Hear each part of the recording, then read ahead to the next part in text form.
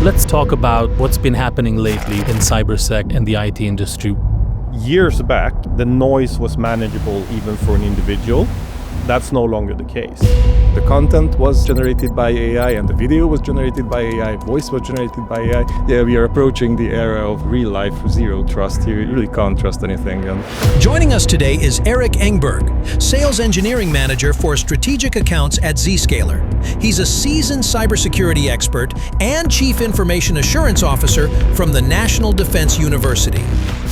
And Gergely Szabó, Security Architect and SOC Solutions Lead at NTT Data, who designs and implements advanced cybersecurity strategies for enterprise clients. Security can make your life easier as well, and this is Well implemented security. Are we still at the point where we need passwords? How can humans win in this fight? Do we have to say the word?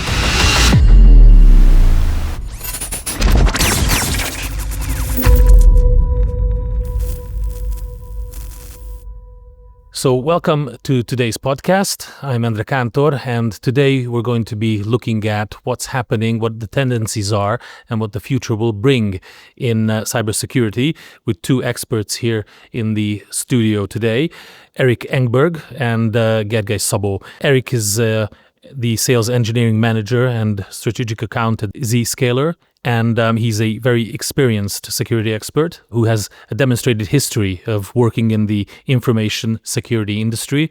He has a Chief Information Assurance Officer certificate from the National Defense University. And you must have read something that Erik wrote, or you must have seen his work if you're in the industry.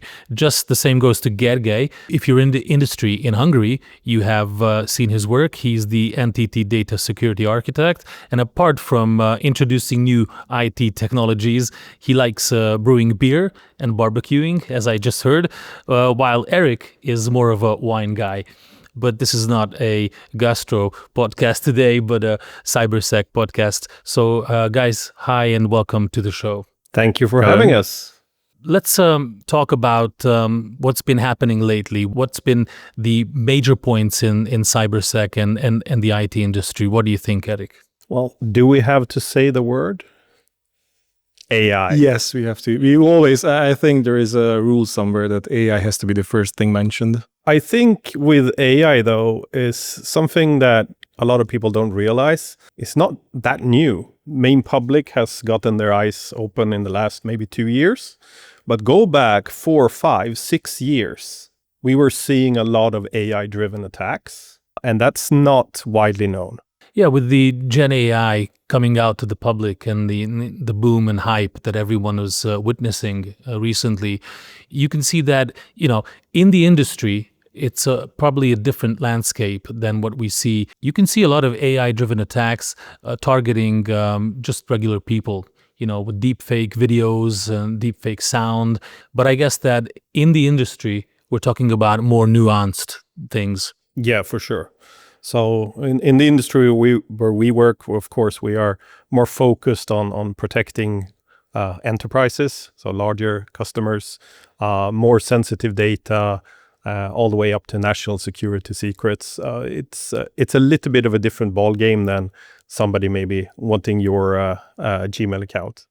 What do you think? Is it a hype as well, or is it something that needs to be taken very seriously indeed? I would say it's a little bit of both. AI is super hype, but we might not be reading all of the right things out of it or utilizing it in the optimum way. It's usually the same with all new technologies. It gets overhyped at first. There's this hype curve. It's very hyped. It's very used, and you want to use it for literally everything. And then you realize it's not good for everything, and then you start underusing it, and then it goes back and forth, and then it finds its way in the universe.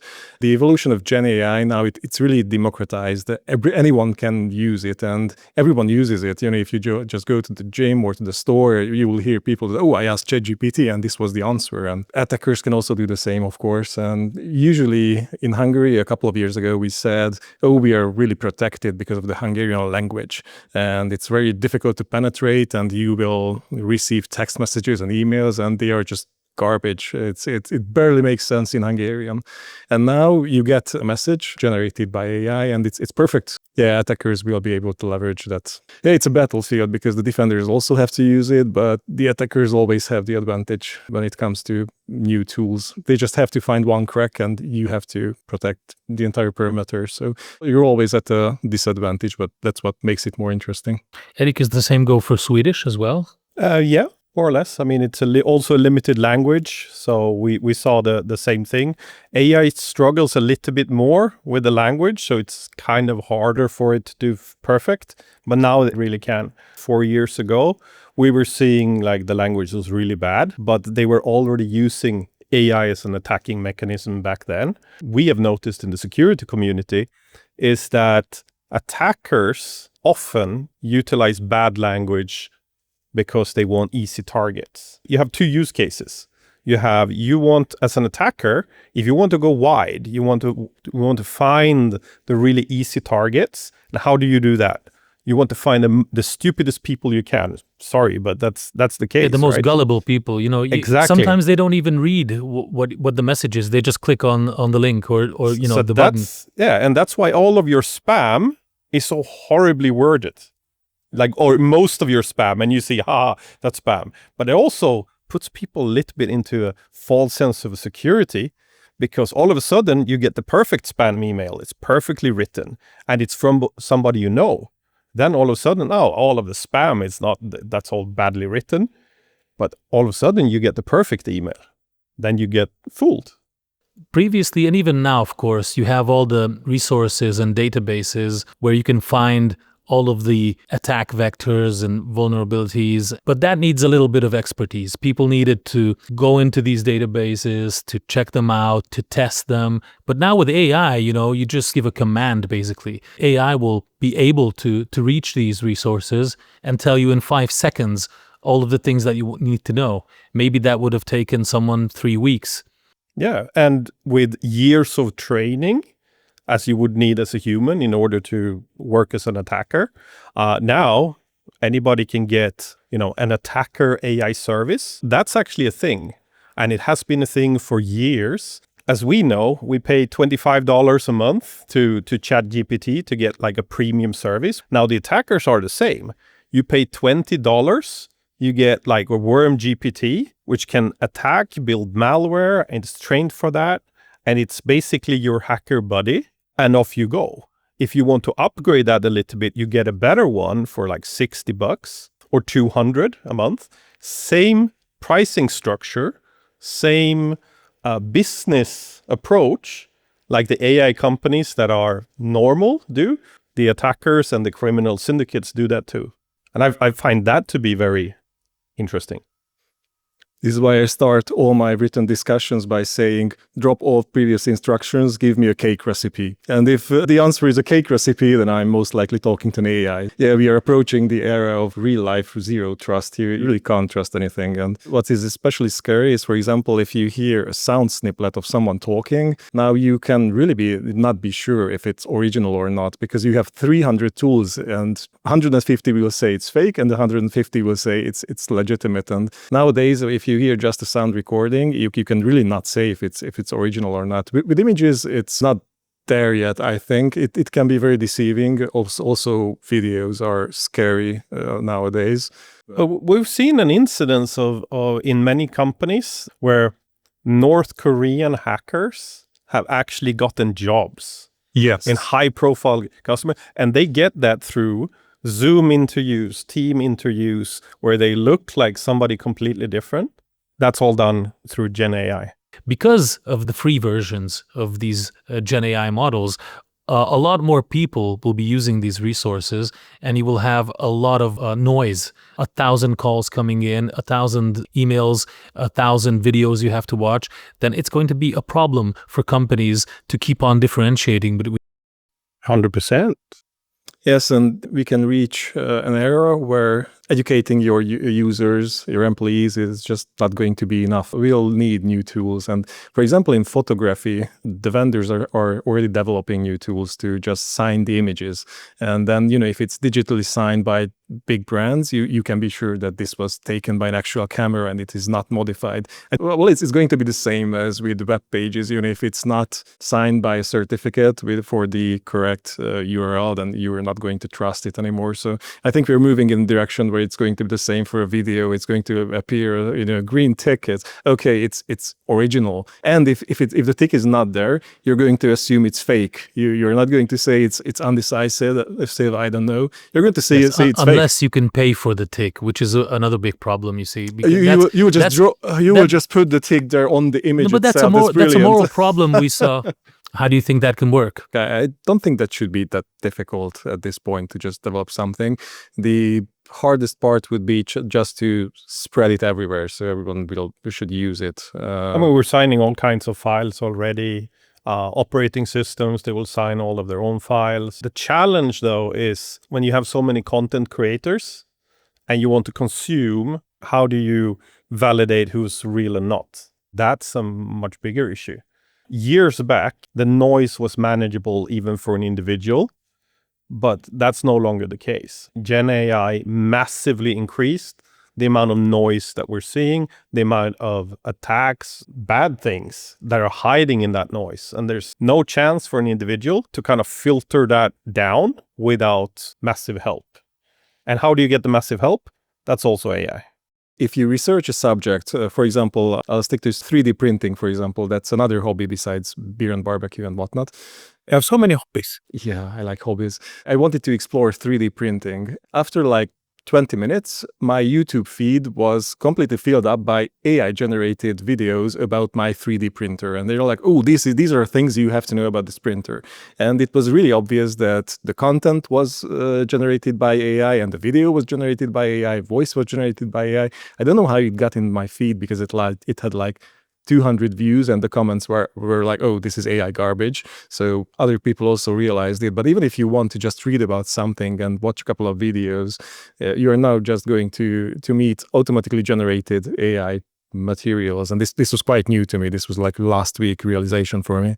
Yeah, but you're touching on a subject that is very important, I think, and it's more like a philosophical and a moral subject than an IT subject, which is, again, validating. As you said, there's a lot of content being created, and all of this content is coming through the social media, which is a place where validation isn't very important anymore. That's an understatement. Okay, and also when you said validation, that you can find like a blue check mark that says it's a validated profile, which is of course something that you can buy for money.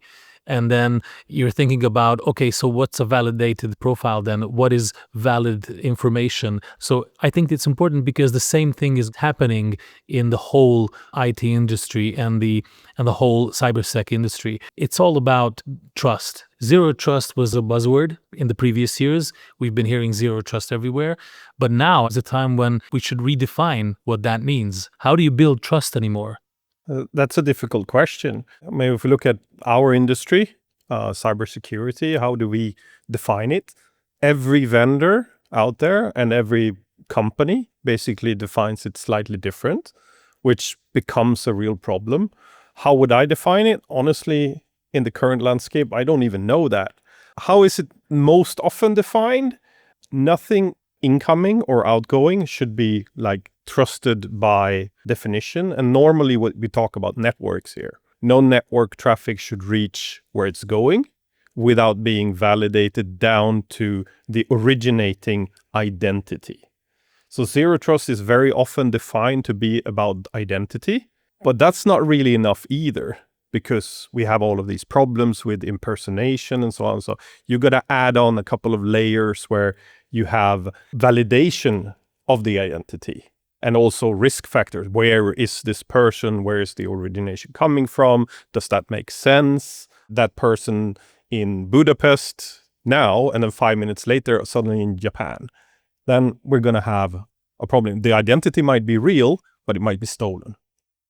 Well, you already have these with websites as well, because the public learned that, and an average user learned that if it's a green tick or the green check mark in the upper left corner, then it's fine. But what if it's a typo squatted domain? It's very usual. I just read today that someone's money was stolen because they didn't put in the bank's website into the browser, but they searched for the bank's name and they clicked the first find, and it was a fake page to the bank as an advertisement. They also requested the MFA key, and they are already in his account, and 5 minutes later he had no money. So it's really difficult to trust anything. The site will be green because it will not be the same domain. It will be just a similar kind of domains in an iteration, or -hungary.com or something like that, and it will be a legit and it actually domain. doesn't have to be that different. What you can actually do in domain names today is put in other types of characters. In the Cyrillic alphabet, there's a character that looks like a small a.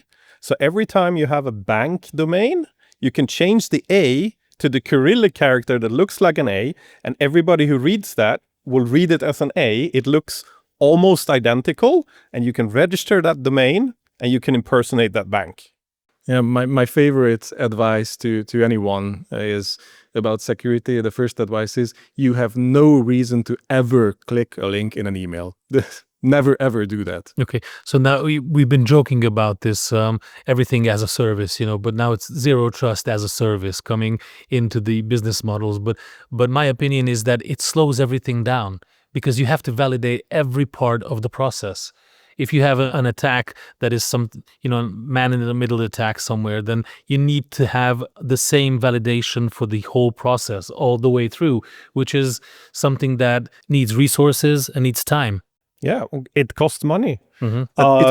It's heavy. Yeah. Sorry, don't forget. A method only works if you follow it through and do it each and every step.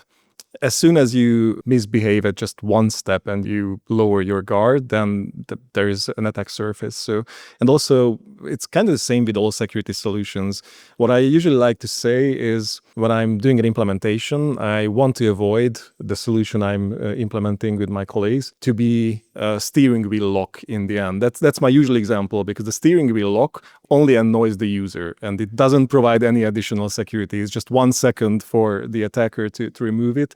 So my goal is to make it not like a steering wheel lock. It should be transparent to you. Our job as architects is to design solutions that will work with your life. Actually, there are security solutions that even make, for example, IT operations quicker, because you have one solution you have to log in and you are very verified, then you are 100% yourself. And then you just click, okay, connect to this device. And then you get a window that opens up and it logs in for you, and you don't have to do anything else. It's single sign-on. You don't even know the password for that device because it's stored inside the security solution. But since the security solution knows 100% it's you, it will just log you in. So it makes your life easier. So security can make your life easier as well. And this is the direction we should go in. Well-implemented security. Well-implemented security. And that's often the differentiator. When you make security difficult, you have very long passwords with difficult characters and all of that. The only thing that will happen is that the passwords will get the minimum length, and they will be minimally secure. And 1, 2, 3, 4, 5, 6. And only one of the passwords will be like that. All the rest will be very simple because... Exactly. And then when you have a password change requirement, which many organizations still have, and I don't understand why, because it has not been the best practice recommendation for many years, but still so many organizations say, you have to change your password every 90 days, because that was the recommendation 10 years ago. But that's actually not a recommendation anymore. Because the only thing that will happen is the user gets as comfortable as they can and just change one thing in the password for the next one. So if you find an old password, well, you can you just very easily can guess the new one anyway. I'm guilty as charged. I am too, I admit. And it's something I wanted to ask you. It's like, to me, it's like a big fight, AI against human, meaning that the AI approach to things, which is very fast, very effective, and probably exceeding human calculus. And the human approach is simplistic, like you just said. So how can humans win in this fight? I think we are struggling. We're still pretty clever. We can do other things. If you're looking at the typical company or organization that are protecting themselves, the best thing they can do is actually remove as much of that trust in the human. I'm a big advocate of going password-less. If we go back to the passwords, like if you don't even need to have a password, why would you even go there? Like we can deal with that. There's examples. I have a couple of customers, big financial institutions. They've gone password-less, which means none of the users know any of their passwords. It's all happening behind the scenes, and they are just use their fingerprint or card or whatever it is, and it's off from there. Maybe they have a PIN code, but that's it. If we can kind of deconstruct all of that complexity from users, I think we win a lot on security in many cases.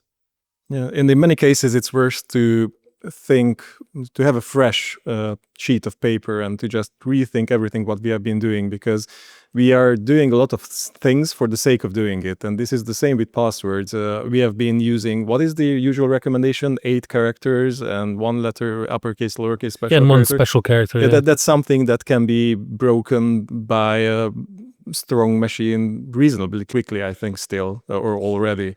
If you would just use normal words, nothing fancy, no uppercase, lowercase, no special characters, but you just 4 or 5 not related words, maybe even suffixes in Hungarian languages, it will take millions of years to crack. And as you said, are we still at the point where we need passwords?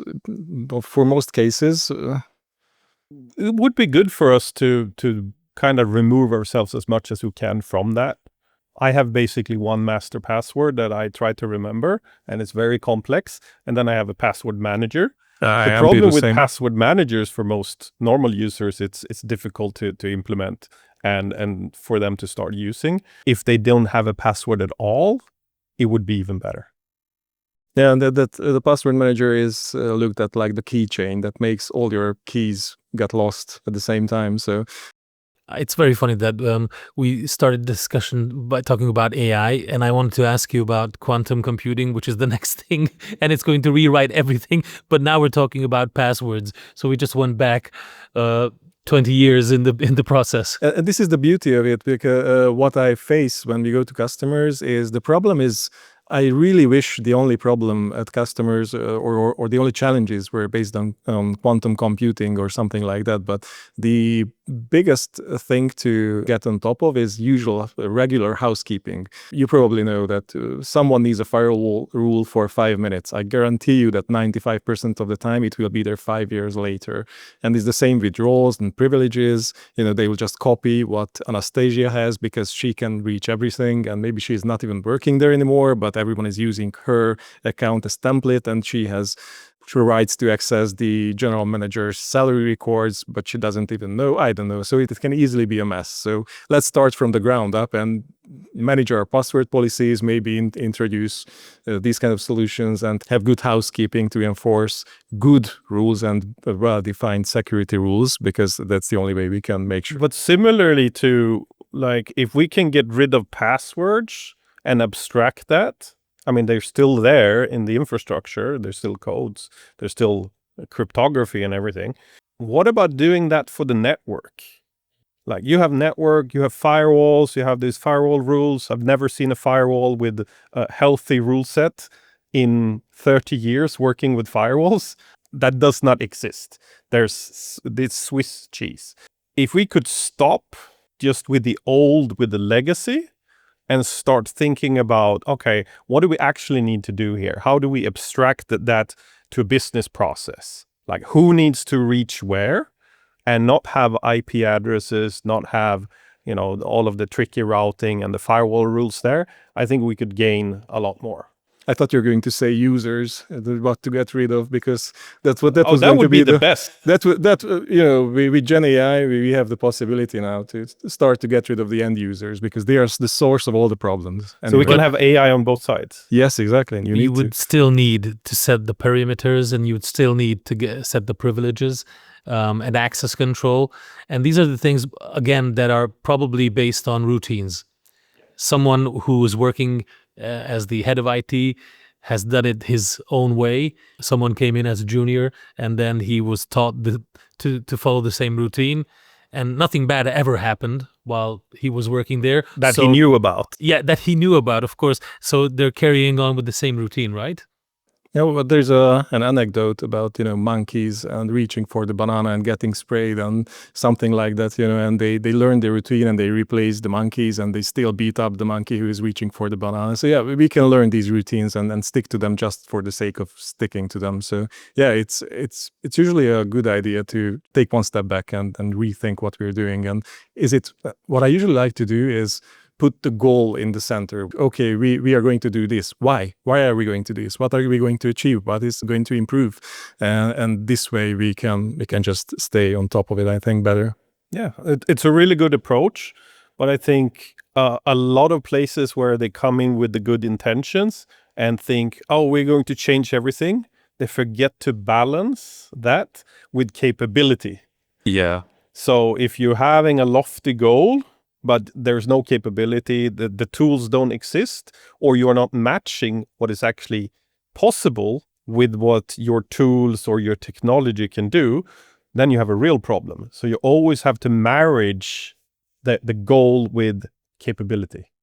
I would assume that's why the world will still need us in a couple of years, and Fingers crossed. Hopefully, we will not be replaced by AI ourselves as well. I would also take a question on the capabilities of the workforce. No passwords would be very good for them, and of course no firewalls as well, and that they can reach every folder and they can reach everything in the company. So that's what that would be very dangerous, but I know, that would be but ideal for the user. Exactly, ideal for the workforce, for the user in a big company. What's the role of education? Can you educate, or do you need a very strict set of rules, or how do you go about this? I think education is super important. I mean, I can't understate how important it is to get a good general base. The problem is that you can't educate everyone perfectly. So you have to pick your battles, figuring out what battles to pick and how far can you go. And then you hope for the best to reduce the noise, that you could educate maybe 80-90% of your workforce. That would be a fantastic number, not to click on those spam links. But rest assured, there will always be people who do it. So you need to have a plan B. You need to have a plan C. You need to have the measures in place to catch the people who fall. But if you're trying to go with it as like, oh, we're going to rely on technology alone and let the users do whatever because they are going to anyway, you're going to have a complete mess on your hands.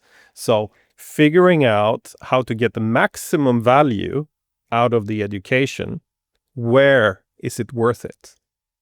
What about your experience? So the education is very, very important. I didn't want to use the word delusional when you mentioned numbers like 80-90%. That was the first word that came to my mind. It would have been rude to say it. However, when you're working with organizations who are like 20,000 people in 14 different countries, and then you implement a new email security solution, and I'm trying to be empathic because I'm trying to put myself in the place of the user. As a security guy, I will say that this is the most important thing. They have to watch this video, they have to click through this, but no, they want to fill their Excel sheets and be done with their works. And this is the same for me. When I get a corporate email, there was a time when in my previous workplaces, I had a separate folder that was called corporate garbage. And there was a rule that everything was auto sent there. I'm not doing this anymore. Where's the camera? I'm not doing this anymore, but still I'm empathic for users who just want to do their job. And when they say, oh, good news, there is this 5-minute video that you can watch now on security. And they're like, they have ideas where to put that video. If it's only 5 minutes, you're in luck, because normally there's a video series. That was a best case scenario. Yeah. You got hours of videos. Like nobody can stand for that. I mean, people just zone out and then it's forgotten. Now, effective education of users comes when you have systems that notices behaviors that you don't want. So clicking the wrong link, sharing outside of the company, like these kind of things. If you can have small tailored notices that don't stand in the way of the users, like you get an instant feedback loop. And I think that's what you have to work with. Probably personalized, and of course AI comes into picture here on the other side. The AI can hyper personalize these things and educate users one by one on their own level. So We maybe almost that's- back to the Microsoft times of 20 years ago with the little gem. It looks like you're trying to create a Word document. Do you Yeah. want some help? It's almost the same with the Copilot system. Yeah. Okay, It's actually 27 years ago, believe it or not, when the little gem was introduced. I just looked up last week okay. and I felt old. You shouldn't say things like that because it makes us feel old. I'm sorry. It made anyway, if you are looking towards the future, what do you think the priorities are? If you're on the management side, for example, and are thinking about implementing some more security measures or doing something, how would you prioritize? Yeah, I would prioritize, setting a longer strategy. You need to know a little bit where you're going. You need to educate yourself, of course, but there's a limit to how much you can do by yourself. So you need to look around, find the good partners. Also, that can be peers in the industry. It can be your vendors or your integrators, but you need to figure out how other people have done it, and you have to align that to the business. What will work for your business? Every business is slightly different, but it's highly likely this has been already done. It's always a game of numbers. If you are a target, you will be targeted. Like everyone's a target. Hide as much as you can. So be aware, where's your data? Where are your vulnerabilities? Where's your exposure? And the more you can limit your exposure, the better. So hide from the internet, hide your services, get, the easy stuff out of the way. Then be aware, you have to stay up a little bit up to date. What's out there? How do the attackers and depending on your profile, what is going to happen to you or what are the risks? So taking a risk management approach is absolutely crucial, I think. Then looking at how can I operationalize the security technologies and how can I select, a handful, not too many, but also not too few. Don't put all your eggs in the same basket. If you're trying to go buy all your IT from one place, you put all your eggs in the same basket, all of your technology. That's never going to work. A good selection, maybe 3 to 5 things or technologies that you put your faith into, and you actually evaluate that. Then don't overdo it. Like do your research, shrink that time, take some of the money that costs into focusing on operationalizing it. Like make it work for you in a better way. I cannot overstate that last message, how important that is. Is just, when you get something new, fancy, just somehow incorporate it in your life and your infrastructure and your processes and start using it. The easy way is always to deploy new solutions. And okay, now we are protected, we have all these solutions, but the hard part comes after the implementation, because then we need the personnel, the people to operate those solutions and understand how they can use it. And other than that, as a simple guy, I have simple messages. Usually advise to build from the ground up. Don't pick one area that now we are going to do this.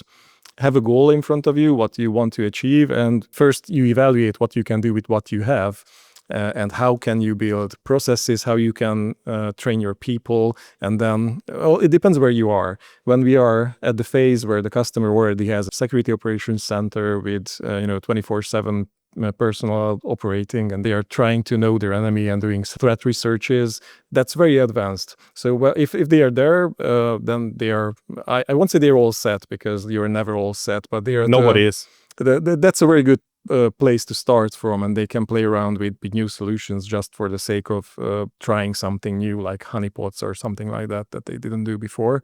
And I think you're touching on something very important. Like, first of all, in order to go where you want to go, you have to understand where you are. Exactly. And in order to understand where you are in your transformation journey, so to speak, when you're heading towards a more secure place, that's always transformation. It's never an easy journey. You need to be self-critical. Right? You need to challenge your presumptions and the previous way of working. Security technologies by themselves are always disruptive. Otherwise, it's not security. Then it's commodity. I think that's a very good word to end it with. Thank you very much for the discussion.